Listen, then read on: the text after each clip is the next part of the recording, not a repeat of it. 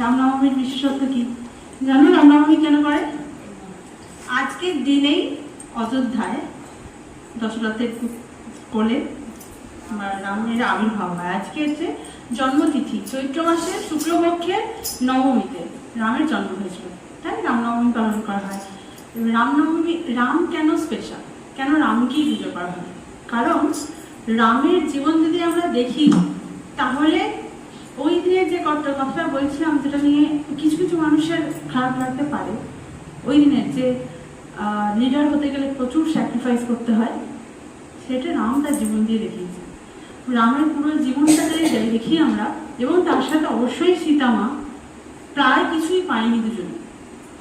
সেই অর্থে প্রচন্ড ভালো স্ত্রী সীতা এবং প্রচন্ড ভালো স্বামী রাম। কিন্তু তাদের জীবন যদি দেখি, রাম স্ত্রী দুজনে কি সুখের সংসার কখনো দেখেছি আমরা?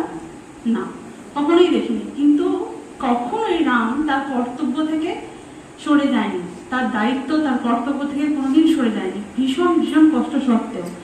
যখন ভরতকে রাজা করার জন্য, আমরা জানি কৈকেয়ী কি করেছিলেন, মন্থরার মন্ত্রণাতে, যার মন্ত্রণাতে হোক, এটা ভবিতব্য ছিল। আমরা মন্থরাকে বা কৈকেয়ীকে দোষারোপ করছি যে ওদের দ্বারা হয়েছিল বলে, কিন্তু এটা ভবিতব্য ছিল, এটা ঘটতো। মন্থরা না করলে অন্যভাবে ঘটতো। কারণ রাম যদি বনবাসে না যেত, তারপর সীতাকে মাকে যদি রাবণ তুলে না নিয়ে যেত, রাম রাবণের কাণ্ডটাই হতো না, লঙ্কা কাণ্ডই হতো না। আর লঙ্কা কাণ্ড না হলে রামের এখানে আসার কোনো মানেই হতো না। মানে ত্রেতা যুগে রাম যে অবতার রূপ নিয়ে এলেন, সে কারণটা কি ছিল? রাবণ বধ। কারণ রাবণও সেই রকম, বাকি আমরা যে অসুরদেরকে দেবতারা বিনাশ করেন, বা মাকে দেখেছি আমরা, মা শক্তির মায়ের কথা বলছি, যে মহিষাসুর যখন বরে, মানে প্রচন্ড জপ তপ তপস্যা করে ভগবানের বর পেয়ে একদম কারোর দ্বারা অবদ্ধ হয়ে গেল, কোনো পুরুষ, স্ত্রীলোকে কোনো পুরুষ তাকে বধ করতে পারবে না, অবদ্ধ হয়ে গেল, তখন মা, মানে শক্তি রূপিণী মা তাকে বধ করেছেন। তো এই ধরনের রাবণ কিন্তু ভীষণ ভীষণ ভালো ভক্ত ছিল। এবং রাবণকে যদি আমরা সঠিকভাবে পড়াশোনা করি, দেখবো রাবণ সত্যি প্রচন্ড ভালো একজন লোক, মানে জপ তপের দিক থেকে তপস্যায় প্রচন্ড উঁচু পড়বে। কিন্তু রাবণের শুধু একটাই দোষ ছিল, ভয়ঙ্কর দোষ ছিল অহংকার। ভীষণ ভীষণ অহংকার রাবণের ছিল। সেই অহংকার পতনের মূল হয়ে শেষ হলো। যাই হোক, সেটা অন্য কথা। কিন্তু রাবণকে বধ হতোই না যদি না রাম বনবাসে যেতেন। তো যাই হোক, সেই জন্যই যে কোনো কারণেই হোক, কিন্তু কোনো সময় দেখো পিতামাতার প্রতি কি ধরনের একটা দায়িত্ববোধ, কর্তব্যবোধ, সেটাও রাম আমাদের দেখান। যে পিতার মুখ দিয়ে বেরিয়েছে, দশরথ কিন্তু একবারের জন্যও চায়নি যে তার জ্যেষ্ঠ পুত্র রাম বনবাসে গিয়ে থাকুক। তিনি অবশ্যই সবসময় চাইতেন যে রাম রাজা হোক এবং রাম রাজ্যে চলুক। কিন্তু যেতে বাধ্য হয়েছিলেন না, রাম কিন্তু শুনেই ভালোবেসেই বলেছিলেন যে বাবার কথা মানে আমাকে সেটা রাখতেই হবে। চলে গেলেন, এবং চলে গেলেন। উনি কি কৈকেয়ীর উপর রাগ করেছিলেন? রাগ করেন, যেটা ঘটার সেটাই ঘটবে সেই ভেবেই উনি চলে গেছিলেন। এবং মা সীতা মা কি করতেই পারতেন, চাইলেই তিনি সেই এতে থাকতে পারতেন, মানে রাজসুখ ভোগ করতে পারতেন।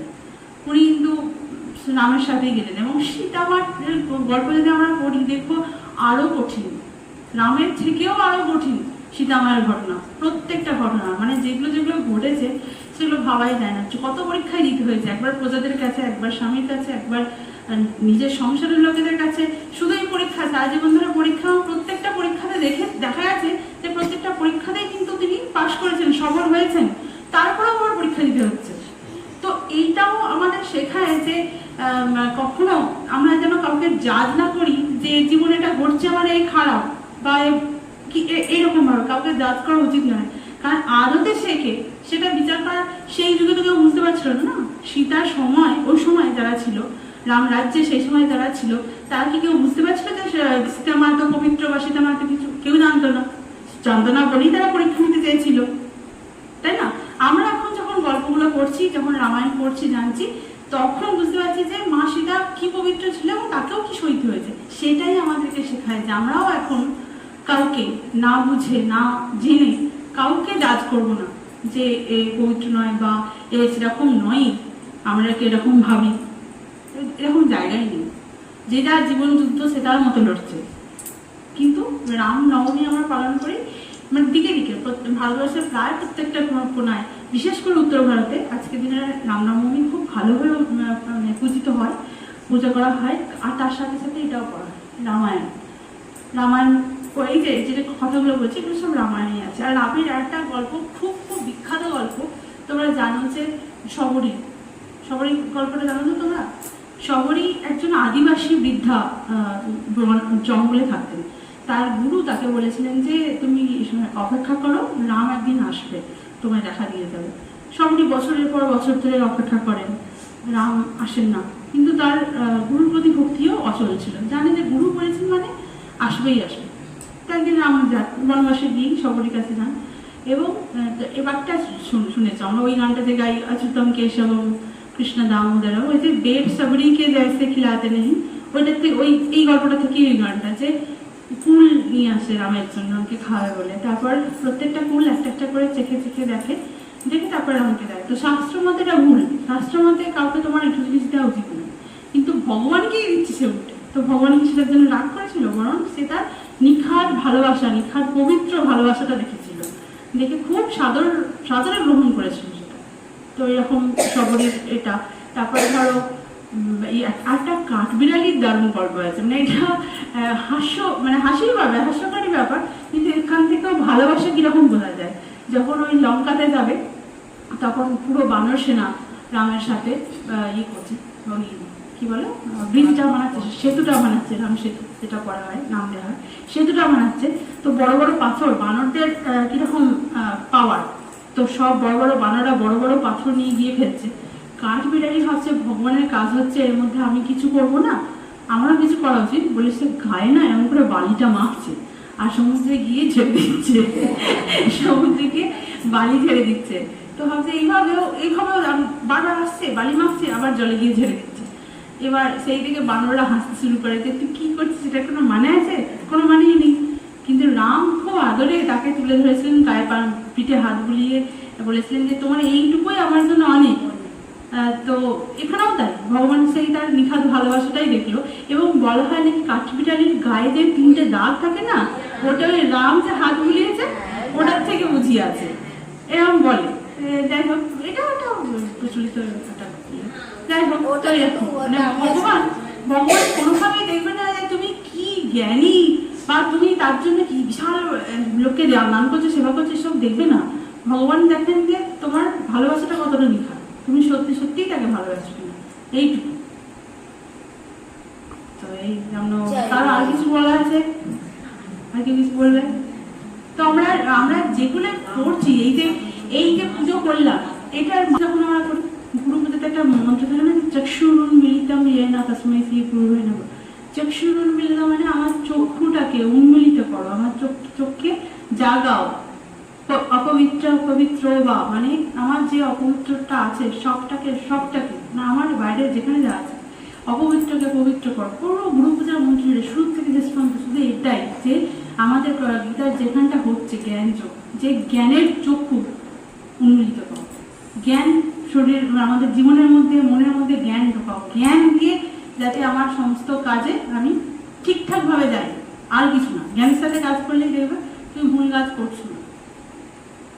তো এই যে এটা করলাম, এটা করার মানে একটু নিজের সাথে মানে একটু পবিত্রতা বজায় রাখা, কিন্তু তার থেকেও বেশি জরুরি এইটা আমাদের এর আগে যে শ্লোকটা হয়েছে যে গুরুর কাছে যেতে বলেছেন ভগবান, যে কোনো গুরুর কাছে, মানে তুমি কোনো তত্ত্বদর্শী গুরুর কাছে যাও, গিয়ে সেগুলো শুনো। গুরু মানে এই ধরনের মহান যারা মানুষ আছেন, তারা তাদের কাছ থেকে শেখা শুধুমাত্র আমাদের তাদের আদর্শ। তুমি গুরু বলেছে না, গুরুর কাছে গিয়ে সাষ্টাঙ্গ প্রণাম করবে এবং তার সেবা করবে, খুব নিষ্ঠার সাথে তার সেবা করবে। গুরু চান না যে তুমি তার পা ধুয়ে দাও, তাকে খাইয়ে দাও, এসব গুরু এসব চায় না।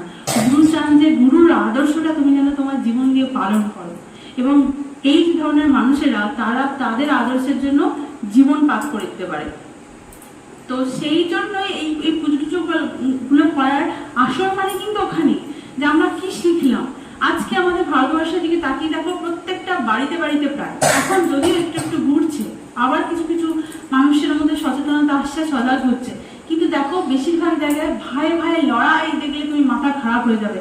মানে জানো ভাই মানে হিংসা, এই কথাটা আমি শুনেছিলাম, কথাটা সত্যি আমি জানি না, আমি ইংলিশের স্যার আমি যার কাছে পড়তাম তার কাছে শুনেছিলাম ভাই মানে হিংসা, এই কথাটা ব্রিটিশদের তৈরি করা। তারা দেখেছে ভাই ভাই এখানে কি হানাহানি হয় সেই দেখে। তো এবার তুমি রামায়ণ করছো, এই রামনবমী পালন করাই বলে রামায়ণ করা বলে উদ্দেশ্য কি? তুমি ভাবো রামরা 4 ভাই এবং প্রত্যেকটা কিন্তু মানে ওই সে আলাদা আলাদা মায়ের পেটের সন্তান, তাই তো? এই লক্ষণ রাম ভরত মানে লক্ষণ ভরত শত্রুঘ্ন আল্লাহ রাম লক্ষণ এরা আলাদা আলাদা মায়ের পেটে, তাহলে তারাও তো চাইলে পারতো যে এরা অন্য মায়ের পেটে, এবার সৎ ভাই সেই বিষয়ে সেই ভেবে একদম মারামারি করা পারতো। কিন্তু তা কি দেখি গেছে আমরা কি শিখছি রামায়ণ করে? আমরা ওইটা শিখছি নাকি শুধুমাত্র আমরা ওই দেখনদারি পুজো করলাম, ওই জয় শ্রীরাম করে বেরিয়ে পড়লাম, শুধু এটা করলাম নাকি ওখান থেকে কিছু শিখলাম? ভরতের মতো ভাই পাওয়া যায়? দেখো আমরা যেমন হনুমান চালিশা করি, ওটাতে একটা আছে না ভরতের সম ভাই, ভরতের মতন তোমাকে আমি ভাই ভাবি। ভরত কিরকম? দাদা চলে গেছে, প্রচন্ড ভাবে ভরত নামকে আটকাতে চেয়েছিলেন, চায়নি যে দাদা চলে যাক, তারই মা বলেছে, তারই মা যেতে বলেছে, কিন্তু চায়নি সে। কিন্তু যদিও গেছে তো বাবার আদেশ মায়ের আদেশ অনুসারে সে রাজ্যও সামলাচ্ছে এবং দাদার প্রতি তার কর্তব্য থেকেও বিচ্যুত না হয়ে দাদার জুতো সিংহাসনে রেখে দাদার মত নিয়ে দাদার আদর্শ নিয়েই চালিয়ে যাচ্ছে। এইটাই তো আমাদের যুগে ফিরিয়ে আনা দরকার। এইটাই রামরাজ্য। রামরাজ্য মানে কোনো জায়গায় কোথাও কিচ্ছু হবে না, সবাই একবারে মানে কিচ্ছু এটা কখনো হয় না। আমরা যেটা ভাবি না রামরাজ্য মানে আমাদের মনে যেটা আছে এটা ইউটোপিয়া, এই স্বর্গরাজ্য কোনোদিন আসবে না। রামের সময়ও ছিল না, সময়ও ছিল না, তোমার সত্যযুগেও ছিল না, কখনো না। সত্যযুগে কত কি করেছে আমরা শুনি, সত্যযুগে করে দিয়েছে, তার যুগে করেছে, মূল ঋষিদের মেরে দিয়েছে সে, অসুরেরা দানবেরা, এরকম সব হয়েছে, ঘটনা এরকম ঘটতেই থাকবে। কিন্তু রামরাজ্য মানে কি? রামের সেই শিক্ষাগুলো আদর্শগুলোই যদি ফিরে আসে না, তাহলেই আমাদের পুরো 180 ডিগ্রি ইউটার্ন হয়ে যাবে। আর সেটাই দরকার, সেটাই কতটা করছি দেখা। সবটা দেখো, রামায়ণের প্রত্যেকটা চরিত্র আমাদেরকে কিছু না কিছু শেখায়। সীতাকে শেখায়, রাম, লক্ষণ, এমন উর্মিলা, লক্ষণের স্ত্রী উর্মিলা, তার কাছ থেকেও প্রচুর কিছু জিনিস শেখাবে। উর্মিলাও কিন্তু স্বামীকে এত বছর ছেড়ে ভাসুর যাচ্ছে, ভেবে দেখো, রাম তো তার কাছে ভাসুর যাচ্ছে, সে চাইলেই আজকের দিনে কোনো বউ এটা মেনে নেবে যে তুমি দাদাকে যেতে বলছে তুমি কেন যাচ্ছ 14 বছরের জন্য? মেনে নেবে? কিন্তু উর্মিলা সেই এটা করেছে, বসে বসে অপেক্ষা করেছে। অপেক্ষাই করবো না আজকের যুগের মেয়েরা হলে, ঘুমিয়ে আছে। লক্ষণ 14 বছর জেগেছিল, ঘুমায়নি, দাদার সেবায় বৌদির সেবায় 14 বছর সেই ঘুমটা, সেই সেবাটা রাখবে বলে, সেই সেবাটা মানে পতির যেটা ধর্ম, সেই পত্নী ধর্ম বা পতির যেটা মানে আমার স্বামী যেটা ইয়ে করেছে বলেছে, সেই প্রমিস করেছে, প্রতিজ্ঞা করেছে, সেই প্রতিজ্ঞাটা আমাকে রাখতে হবে। সে ঘুমিয়ে আছে, মানে লক্ষণের পাটের ঘুমটা সে ঘুমাচ্ছে, আর লক্ষণ জেগে আছে সে তার সেবা করবে বলে। এইগুলোই প্রত্যেকে মানে এইগুলোই তো শিক্ষা আমাদের, প্রত্যেকটা ক্যারেক্টার একটা করে যদি প্রত্যেকটা ক্যারেক্টার এটা বলে দাও যে এরা হয়তো ভাবছেন কিভাবে ঘুমিয়েছিল, এটা হচ্ছে নিদ্রা দেবী আশীর্বাদ করেছিল, বলে দাও তবে ওই আর কি আশীর্বাদ করেছিল বলেই ঘুমোতে পেরেছেন, তাহলে ঘুমিয়ে থাকে। এটা একটা অন্য ধরনের গল্প, এর পিছনে একটা সিগনিফিকেন্স আছে, মানে ওই ঘুমটার পিছনে ওই ঘুমিয়ে থাকা মানে জাগতিক কোনো বিষয়ের সাথেই তার অ্যাটাচ থাকবে না, এটা বিশেষত্ব।